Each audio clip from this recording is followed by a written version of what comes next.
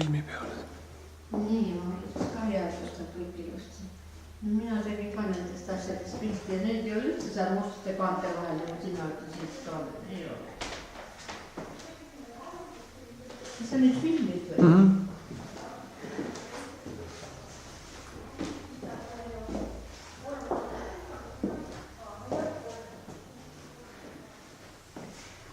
Ma olen viimasel ajal siin filmin, nii et jääb see üldmulje kuidagi siis alles.